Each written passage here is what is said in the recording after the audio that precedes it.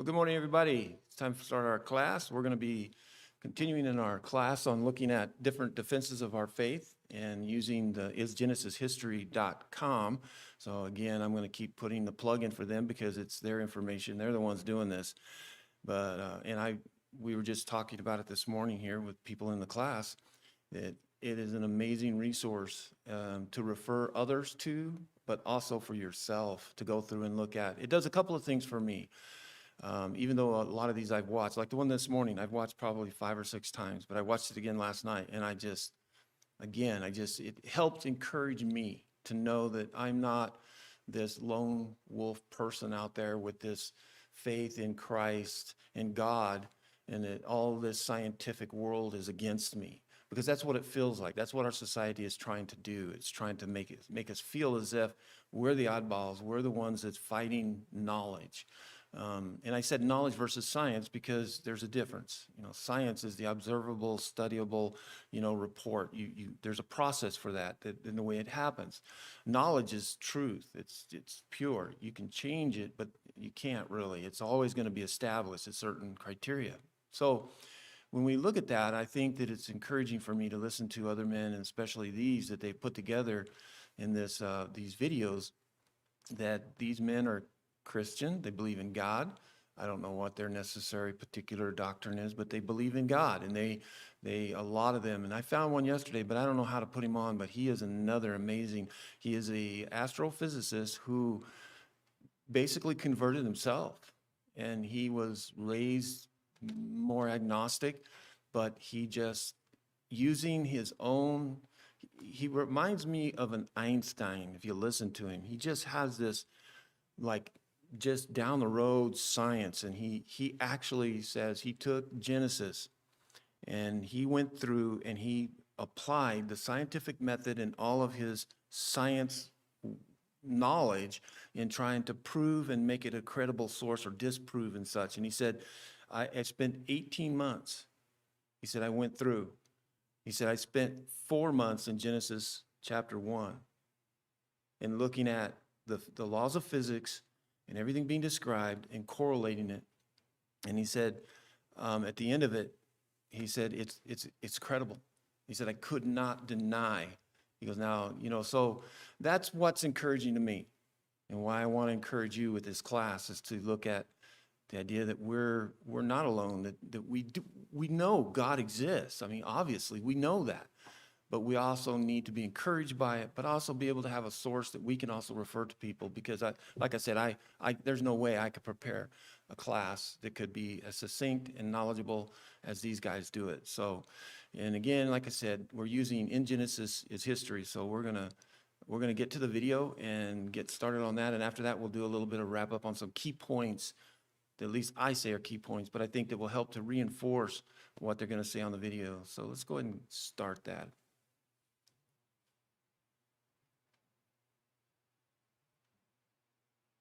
I have to jump around a little bit here.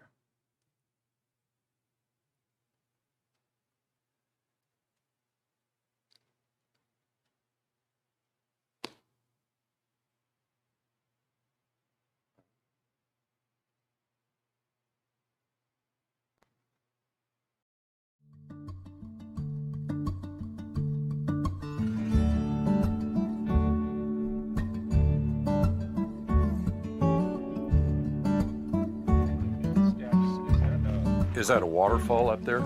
Yeah, big one. And that's a couple 100 feet high. And whole canyon 600 feet deep. Have you been up there? Yeah, that's a cool place. Huh. Yeah, you can see everything around the volcano there. Yeah, and all this just scoured. Steve, it's absolutely beautiful here. That's just the peaceful, quiet, and almost overwhelming beauty. And yet, it wasn't always that way. On May 18, 1980, a catastrophic geologic event occurred that not only shocked the world by its explosive power, but it challenged the way we're thinking about the origin of the Earth at its very foundation. That event is the eruption of this mountain here in Washington State 35 years ago. So Steve, tell us about that. What happened on that day? The eruption on May 18th was really a 9-hour event. And if you think about the 9-hour event, there were 7 different sub-events that were going on during that big event on May 18th. 17 seconds after 8:32 in the morning, there was a big earthquake, magnitude 5.1. It shook the north slope of the mountain. The oversteepened and cracked north slope began to slide, and it formed this gigantic rock fall that became mixed with atmosphere and gas and dispersed, and it became a debris avalanche. And this debris avalanche overtopped this ridge and went 10 miles from the volcano. And then behind that avalanche, the pressure inside the volcano was released, and super hot liquid water in the neck of the volcano expanded to steam, and it created this gigantic steam explosion, equivalent to 20,000 tons of TNT blast energy. That was directed not up, but northward over the landscape. And then we had the debris avalanche going into Spirit Lake, and the avalanche displaced the water of the lake up to 860 feet, creating this enormous or giant water wave on the lake. And then following that were mud flows. The heat of the explosion melted the snow and the ice around the volcano, and we had mud flows on 6 major rivers downstream. And then we had pyroclastic flows, especially on the afternoon of May 18th. The volcano erupted episodically, these frothed up liquid flows that came out. And then the rest of the day, there was airfall debris, and we call that the pumice that fell out of the atmosphere. We call that airfall tephra. So that's the kind of the story of the 9-hour eruption on May 18th in summary. There was a lot going on that day. Yes. Stephen, we were walking up here, you were telling me that before 1980, if we looked down there, we would see a lush forest, but it's a whole lot lower than what we see. This has all been filled in. What happened? How did all the material get here, and what do we learn from it? Well, we have a lot of deposits, don't we? There's up to 600 feet of deposits here in this valley. It was sky before the eruption, and now look what's going on down there. Okay, that is an amazing thing, just thinking about that.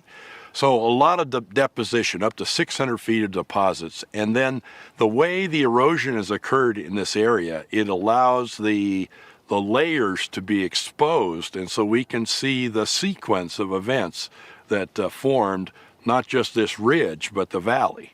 Some of these events occurred as much as 2 or 3 years after the 1980 eruption. And so every event left a fingerprint of something here on the landscape. So we have Earth's newest landscape, and we have all the knowledge from eyewitnesses and from photographs to put together the sequence of events here at the volcano. So we have mud flows, we have pyroclastic flows, we have these explosion pits, we have erosion, and we look out here and we see there's a lot of character to this land. Yes. But it all occurred rapidly through these catastrophic events. Yes. What does that tell a geologist who now moves their vision from what happened here at Mount St. Helens and then begins to look around the world at the geological formations that we have around the world? That's my story, is I came here and I'm looking around elsewhere, and I see the application of erosion and deposition and those kind of processes that are here at the volcano to many other features of the Earth's surface. I have studied strata, and rapid strata formation here indicates rapid strata formation elsewhere. And rapid erosion features here are like erosion features that we thought require millions of years. And we thought that layers form slowly and gradually, but here at the volcano, they form rapidly. What's the primary difference between your observations as you see here and the standard geological story, and what is that? The standard geologic story is the present is the key to the past. We look at the present day process of slow and gradual, and then we think into that. That applies to geologic features of the Earth generally. But it really isn't the story. It's not the present is the key to the past, it's the catastrophic event is a key to the past. And so Mount St. Helens is a window to help us understand the catastrophic formations elsewhere on the Earth. So the present is not the key to the past. The catastrophic event that we're seeing is the key to the past. Well, Steve, thanks for making me hike down here. This is an awesome place. Where are we? We're on the North Fork of the Toutle River, upstream near the crater of Mount St. Helens, and we're in this area that's been profoundly impacted by the deposition and erosion associated with the volcanic eruption of 1980. So are you saying that the ground we're standing on was not here 40 years ago? Yeah, this was sky before the eruption in 1980. And so up to 600 feet of deposits have formed here. We just see the upper 100 feet of layers here. But it's now been carved out for us so that we can look at it. You know, we can see some of those layers. And what do we see? What are we looking at? Well, we're looking at mostly the bottom of the cliff over here. We're looking at the airfall deposit from May 18, 1980. Is that the lower level that we see? Yeah, the lower level. It's kind of a massive and fragmental deposit. That's what was falling out of the atmosphere from the volcano late in the afternoon of May 18. Right around 4 o'clock in the afternoon is when the eruption subsided, and so that top of that layer there, about halfway up the cliff, is the last airfall debris from May 18, 1980. And then this area was impacted by buried ice. Underneath us was large glacial ice buried in the debris avalanche, and then what happens is steam is reaming a hole to the surface, and we're seeing a steam explosion occur in the coarse debris right about halfway up the cliff. How long did that happen after May 18th? The first week or so. First week? In the first week or so, there was a big pit here. It was 100 feet deep, it reamed out by steam. It was 2,000 feet long, 1,000 feet wide, and this gigantic pit was here. And then into that pit came the next deposits. On June 12th, 1980, about 9 p.m. to midnight, there was a big eruption of Mount St. Helens, another big eruption. And during that 3-hour period, there were enormous pyroclastic flows, high density, very hot slurries of volcanic ash that came out of the crater. This low area in the pit collected those volcanic ash layers. And so we see behind us, about halfway up the cliff to about 3/4 of the way up the cliff, we see a 25-foot thickness of layered volcanic ash. That's the pyroclastic flow deposit from June 12, 1980. And it formed just in the 3 hours there late in the evening. And then this pit sat here with the landslide debris and the other kinds of material, the volcanic ash all around it. And then mud flow of March 19th, 1982, that came down here at 90 miles an hour. It filled in this low area, the pit, with mud. And you're seeing the residue of the mud, about 25 feet in thickness there at the top of the cliff. As the mud came into this pit, it actually filled the pit with 100-foot thickness of mud.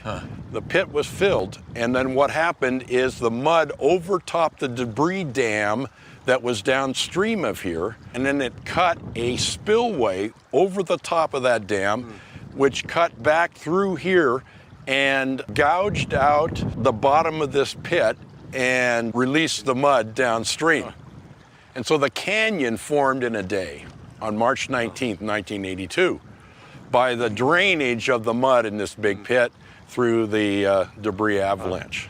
So you sit here and you look at the complexity of the geological formations, and it would be easy for someone, if we just blindfolded them, brought them down here and took the blindfold off, to look around and think, as a lot of people do, man, this is really, really old. Look at all these different layers and all of this stuff that's going on, and yet each of these layers is laid down rapidly within a day and breached within a day. Yeah, so that's amazing. So although it's spread out over 2 years period, each of those individual events happens in just minutes or hours. So we end up having a very complex geological formation here that was all done rapidly. Yeah.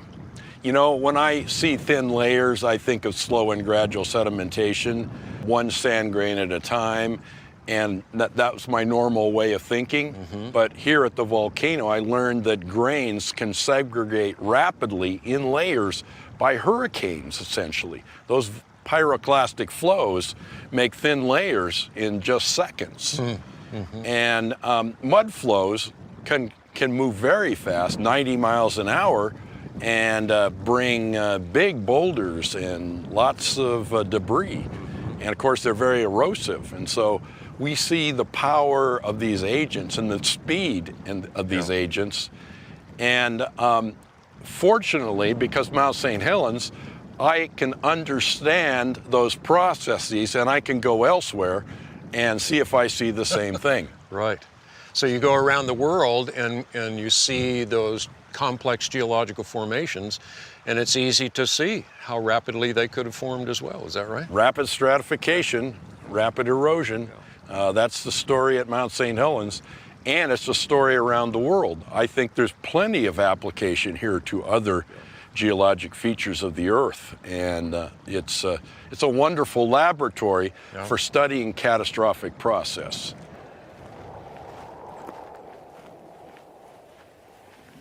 Steve, this is kind of an interesting place. What do we see here, and where'd it come from? We're on the North Fork of the Toutle River, and we're looking upstream toward Mount St. Helens, and we see this major alluvial or mudflow deposit in this valley. This mudflow deposit ripped loose logs and all kinds of material that was in the valley, cut it down, and then filled it back up with mud. So where did it come from originally? The mud is up from the blast zone, essentially. And there's 150 square miles of blown down trees up there. And the ash and the sediment debris that's ripped loose, there was a major source of sediment. Not just volcanic ash, but also the landscape itself is very erosive and erodible. And here we are, tens of miles away from the base of the volcano. Some people thought they were safe in the valley this far away from the volcano. Their home was buried in mud. And so there's a lot of destruction from this mud flow down even this far. Yeah. On 6 major rivers downstream, on the North Fork of the Toutle River here, and 5 other major rivers, there was significant mud flow damage. Logging camps were overcome. Homes were buried. There were bridges washed away. There was more dollar damage from the mud flows than from the steam blast itself. And so you can imagine the threat that mud, how it's able to radically alter a landscape. Well, other than giving us a more healthy fear for mud, what has a geologist learned? What have you learned from this? And especially, what does that then tell you about the rest of the world? Yeah, we've learned how effective and how mobile and how easily transported mud is by studying the mud flows at Mount St. Helens and other things. So we did not appreciate the way that mud is able to move things.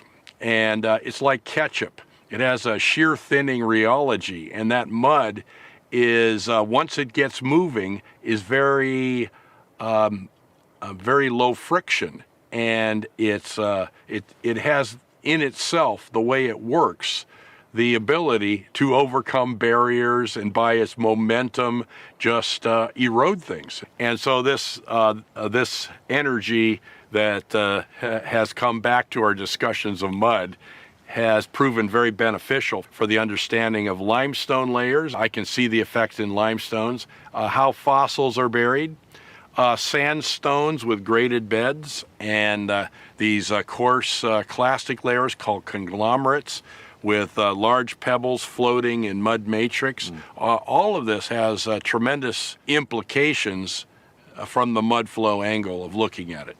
So when I drive around and I see a lot of these sedimentary layers, I ought to be thinking more about how it used to be mud than the way I used to think of it. Yeah, now, geologists used to think about dilute flow. You know, the bottom of a creek is a dilute flow. It might be 5% sediment during a big flood going by. Okay, well, that type of flow, the sweeping action of the bottom of a creek, is not the major mode of sediment movement in the past, at least judging from the frequency of mud flows. Now, a mud flow is 50% sediment, 50% water. It's not a dilute mass, and so it has huge energy in just its momentum. So we have a mud flow with a lot of sediment and material in it. How do we get from that to then the layers? Yeah, well, mud can simply freeze by friction and de-water, and it's only 50% water, it's 50% sediment, so it's easy or somewhat easy for a mud flow to lose its momentum and just become very, very rapidly a sediment layer. And that shows up in the fossil record as some of these massive beds. But mud can also go through a process where it deposits sediment and then becomes a dilute fluid flow. What happens is, and that's what's observed here at Mount St. Helens, is the mud flow goes along, loses sediment at a low place like here, and then the sediment to water ratio, the water increases, and so we have dilute fluid flows that are very erosive, and that creates the familiar sandy layering that we know about in creek beds and other places. And that process is called flow transformation. A mud flow can resurrect itself into a tractive current, a sweeping action current. And when that happens, boy, you can make all kinds of sedimentary strata. So the understanding of that has really revolutionized geologists' understanding of how strata form. When a mud flow itself, when it's still saturated with a lot of that material, can it be erosive itself? Oh, it's very erosive. And that's what was observed here. Okay, the mud flows came by and they picked up bridges and just floated bridges down. Logs, everything, it floats, okay? And so an automobile floats on a mud flow. They freight things along, okay? And, we chuckle at thinking about how mud moves things, and I'm sure the people involved in the disaster of the moving mud don't like what they're seeing, but it is obvious that we need to think this way about the process. Can a mud flow also cut down rather than just go through bridges or collect bridges and so forth? Can it also cut down in below? Yes, and now mud is seen to do that on the slopes of Mount St. Helens. The two canyons on the north slope of the volcano are very deep. Step Canyon is over 600 feet deep, eroded through solid rock, made by moving mud after the summer of 1980. And there's another canyon called Lewitt Canyon where it's over 100 feet deep, eroded through solid rock. 500-year-old lava flow. It didn't take tens of thousands of years to do that. It was basically mud moving down that channel very rapidly, plucking away and grabbing solid rock and excavating a canyon. There are people that say that today on the ocean floor, the main way that sediment moves in the ocean is by mud flows. They're concealed down there, and they think that mud flows can go 1,000 kilometers under the ocean, over the flat floor of the ocean. And so it may be even today mud flows on a more regular basis than we think here at Mount St. Helens are making significant sedimentary deposits. So our world is more mud flow than ever. That's really interesting. Thank you.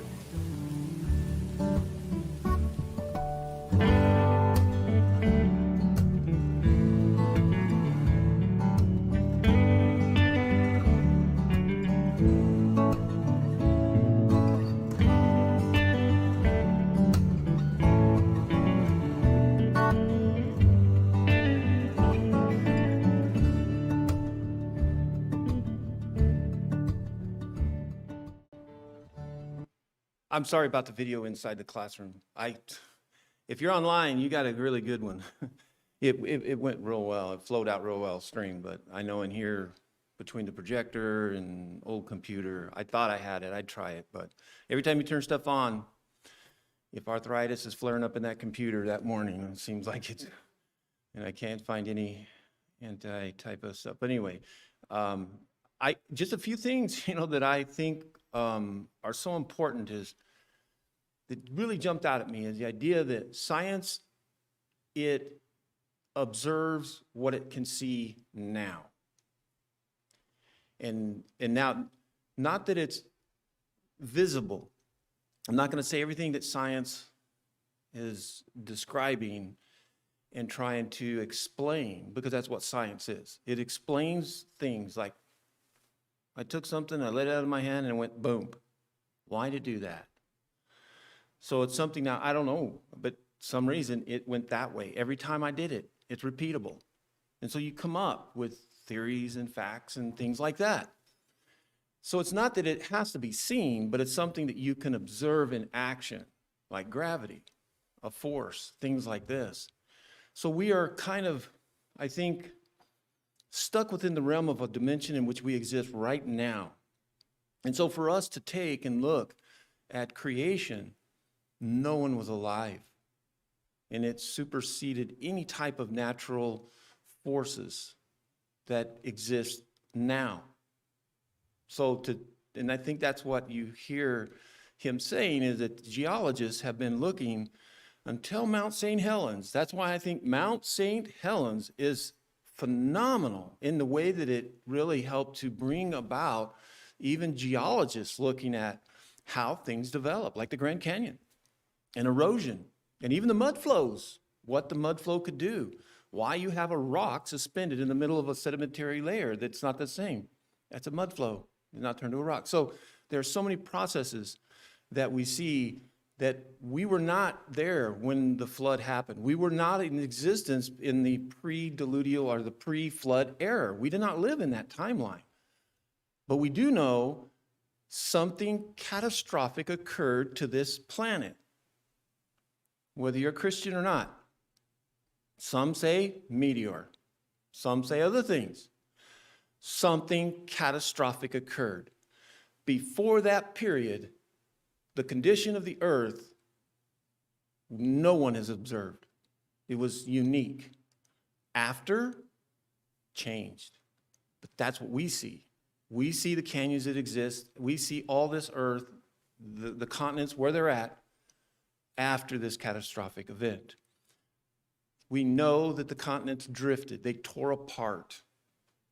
And in that, one of the most massive volcanic activity occurred that just, I think we underestimate.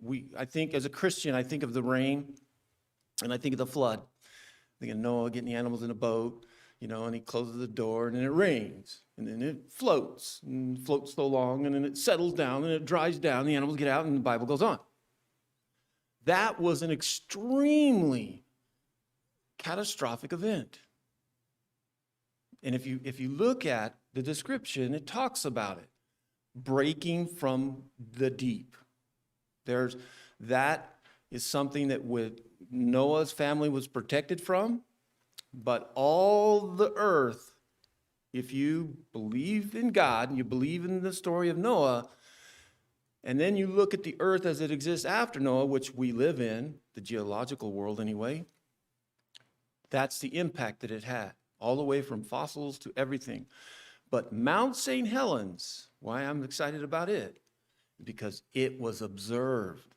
They saw it happen. They documented it. And the thing that we see that was so fascinating, it was in a 9-hour event. Not 9 billion years, 9 hours. Well, and a few of those events he described said, happened within a year. But even then, you think about, what occurred in about a 2-year period of all of that happened in those canyons being created. And even now, remember, another thing is, he talked about Mount St. Helens was a volcano before it blew. So it had already flowed. Some old lava rock was there. And those mud flows and stuff even cut through those. That to me is amazing. So when you go and look at the Grand Canyon, when you go around and you look at these things, and even in New Mexico, you can travel around here and go up like into the above in the Gila Wilderness and stuff. When I go up there, and you get up to 8,000 feet and you look and see some of these things, and it's like, and then to imagine you've been taught all your life that it took millions and millions of years. And then Mount St. Helens comes along and confirms to us that it was a rapid cataclysmic event. That's the only way that there's another one where they actually show the same guy. Wasn't he like John Wayne? Terrell, the Hayneses are probably watching. He's a John Wayne hero, so I know he loves John Wayne. But I digress. But, showing the fact that it's a cataclysmic event that is occurring, not something over billions of years and millions of years. And they talked about, there's another video where they're at the Grand Canyon. Like I said, they divided these up into clips. And then the next one is where they're at the Grand Canyon, and he's going through and showing the different strata and stuff. And he said, if you were to take the timeline that they're saying to erode the Grand Canyon, that the Grand Canyon basically would have eroded to the core of the earth. The timeline doesn't match. In other words, the amount of time to erode. And so that's what I'm kind of want us to know, is that it changed geological story. When we look at, again, comparing the past, what we knew about the condition of the world, the canyons, all the geology, that Mount St. Helens was, I think, God's little note, tap, tap, tap. I've always believed, and I think it's true. I can't prove it because I'm not talking to God directly. God's got a sense of humor. I think every time we get really smart, he just gives us something to go, mm-hmm. And he giggles. The whole thing about the universe being static, that it's not doing anything, it's not moving. Einstein even fought with Hubble over it. Hubble had to bring him to California and show him that no, the universe is expanding. Smartest man that we know said no. He saw it and he goes, oh, it is. And then we come up with the Big Bang, that, somehow it explodes and things go fast, and then eventually, they lose their energy and they slow down. And then all of a sudden now they find out, no, it's expanding faster.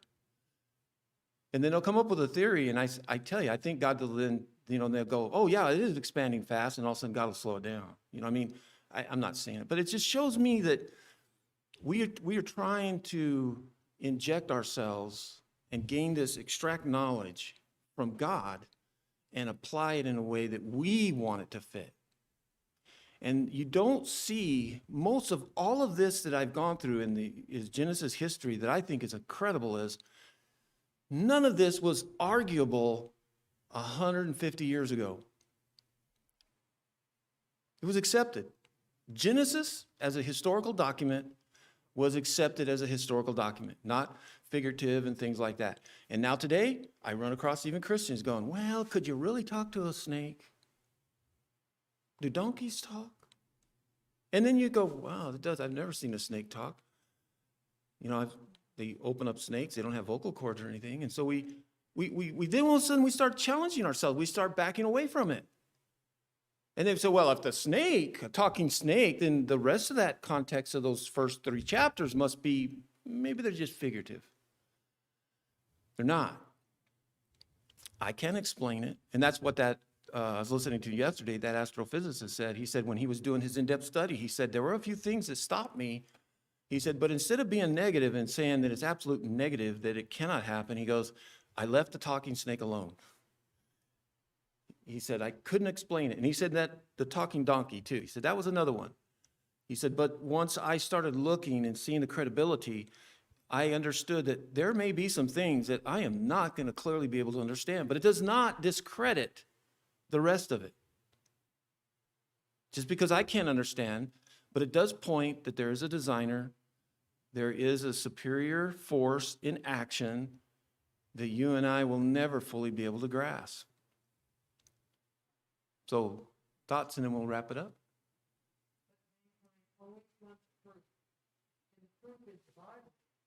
But then if you're gonna go along the aspect of saying animals don't talk, well, what about the angels that were fighting with you?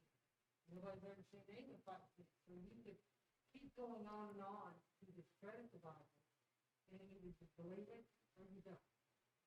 Yeah, and that goes along with the idea that, okay, if you struggle as a Christian with a talking snake, why do you not struggle with a man that's been dead for 3 days in a grave, that he's got a decaying body, walks out totally refreshed? Why do we accept that? But then we can't accept a donkey talking or a snake.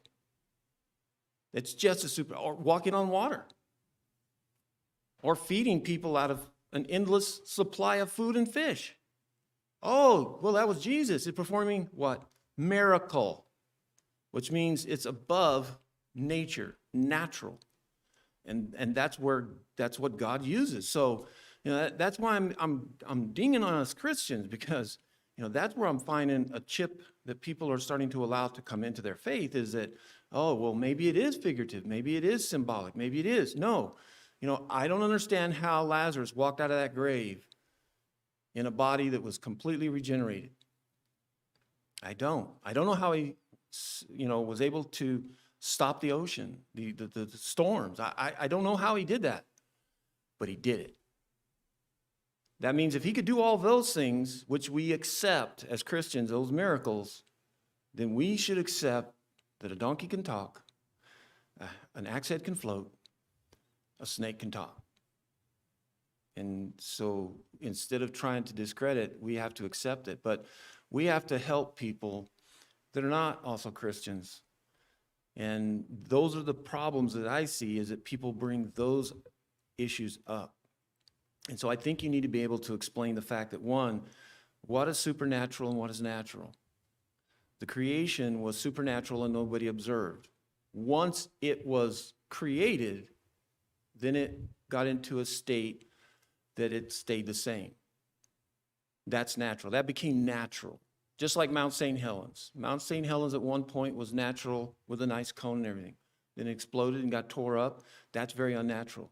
That whole catastrophic event that occurred, not really, it's within nature and science and physics, but that changed it. And then afterwards, now what's existing there is natural. So before we were created, there was nothingness. But now we're in a state in which it is consistent. But it is a catastrophically changed one big time, and that was during the flood. Okay. Well, thank you guys for joining us online. I hope that you enjoyed it. If you have questions or concerns or anything you'd like to know, drop a message on there, and I'll try to respond to you as quickly as I can. If not, we'll hope we'll see everybody else here at 10:45 for worship.